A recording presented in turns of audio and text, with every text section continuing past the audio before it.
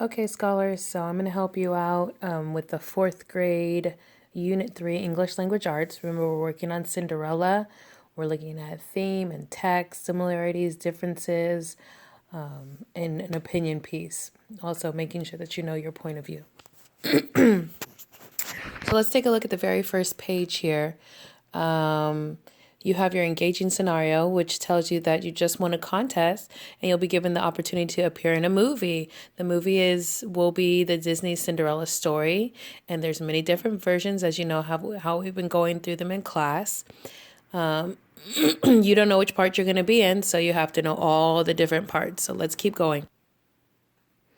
Don't forget, this is what you're going to be graded on. This is where I'm going to put your grade. So make sure that you fill out each page accordingly. So student directions say, with your class, we're going to read Rodolphus, the Egyptian Cinderella, and you will record the information on the characters, setting, and events in the story with your teacher's help. You will determine the theme of the story and summarize the text using the details from the story.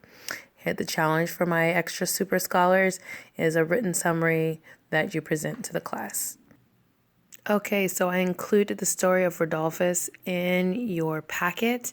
You can either read it or you can watch the video that I put on this on my other YouTube page. First page that you'll be graded on is your attributes of your character. So first off, we need to figure out who is the main character in the story Rodolphus. Who is the Cinderella? What is her name? So we got to turn back in the story and see.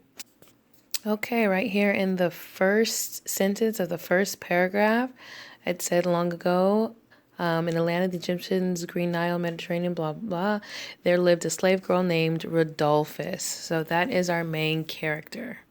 One thing that you might want to start doing is carrying a highlighter. So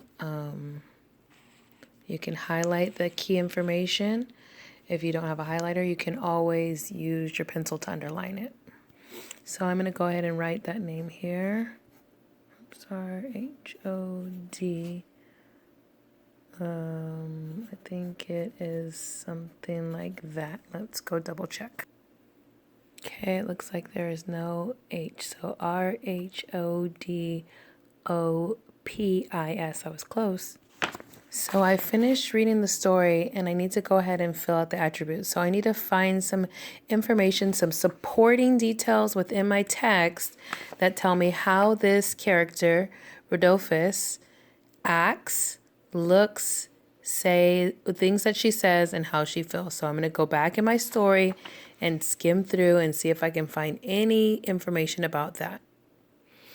Okay, so in this first paragraph, after reading it, it gives me some details about how Rodolphus looks. So I've got 4 spots there. It looks like almost 4 details right there. It says their hair was straight and black and elegant, but her hair was golden, curly, and coarse. Their eyes were brown, black, and deep, but her eyes were green and bright. Their skin glowed like copper and bronze and sand, but Rodolphus had fair skin that burnt in the sun. So that's the information that I'm going to write down in the looks section on this first page. Okay, you can see here that I recorded the information from that first paragraph on how she looks. What you can do is you can go through the rest of the story. So here's some information on how she looks. Is right there in the first paragraph. I'm going to go back, use my highlighter. That's the information that I put here. Hair was golden, curly, coarse. Eyes were green and bright. Skin was fair. Fair meaning light skin. So I don't have to put 4 things because so far in reading the story, that's all I know about her. If I find other information, then I can add that in there. But if this is all the information it has, then that's all the information that I can put. Same for you. So you're going to go through, also look for things within this story on how she acts, feels, and things she says. I may do the first one for each one for you.